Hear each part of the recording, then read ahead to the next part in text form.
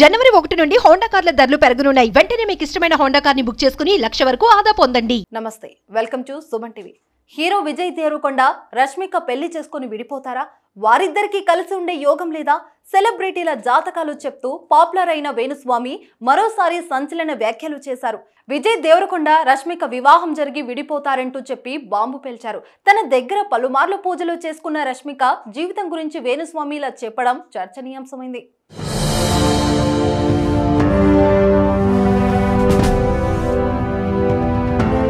వేణుస్వామి గురించి కొత్తగా పరిచయం చేయక్కర్లేదు. సెలబ్రిటీల జాతకాలు చెప్తూ ఎప్పుడు వార్తల్లో ఉంటారు. ప్రధాని మోదీ, రాహుల్ గాంధీ నుంచి కేసీఆర్, జగన్, రేవంత్ రెడ్డి వంటి వరకు అందరూ జాతకాలను చెప్పేస్తారు. ఇక హీరో హీరోయిన్ల గురించి వేణుస్వామిని కదపడమే తడువు, పెద్ద చిట్టానే చెప్తారు.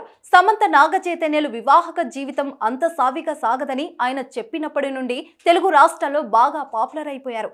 ఆయనని ఎక్కువ మంది ఫాలో అవ్వడం మొదలు పెట్టారు. పలువురు సెలబ్రిటీస్ కు ప్రత్యేక పూజలు కూడా జరిపిస్తున్నారు. 2023లో మాత్రం అందరి జాతకాలు చెప్పే వేణుస్వామి జాతకం అంతగా బాగలేనట్లు కనిపిస్తుంది.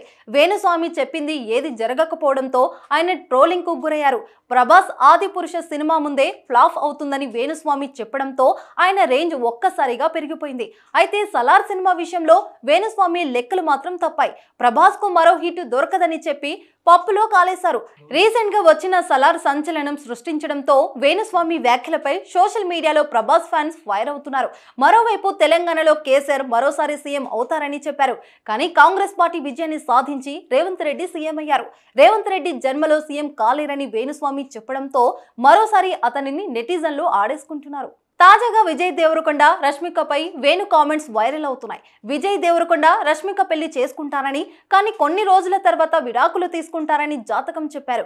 ఈ విషయాన్ని తను స్వయంగా రష్మికకే చెప్పానని, ఈ విషయంలో రష్మిక తనతో గొడవ కూడా పెట్టుకుందని చెప్పుకొచ్చారు. నిజానికి వేణుస్వామికి రష్మిక మధ్య మంచి సంబంధాలే ఉన్నాయి.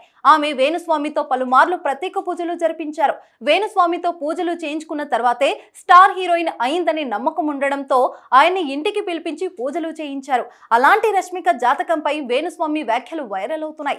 అయితే రష్మిక జాతకం చూసి వేణుస్వామి ఈ వ్యాఖ్యలు చేశారా లేదా ఎప్పటి నుంచి పరిచయం ఉన్న రష్మిక మనోగతం తెలిసి చేశారా అన్నది వేణుస్వామికే తెలియాలి. వేణుస్వామి మాటలు నెట్టింట వైరల్ కావడంతో నెటిజన్లు డిఫరెంట్ గా స్పందిస్తున్నారు. ముందు పెళ్లి అవనివ్వండి స్వామి గారు, తర్వాత విడాకుల గురించి మాట్లాడుదురు అంటూ కామెంట్ చేస్తున్నారు. చూడాలి మరి విజయ్ దేవరకొండ రష్మిక విషయంలో ఏం జరుగుతుందో.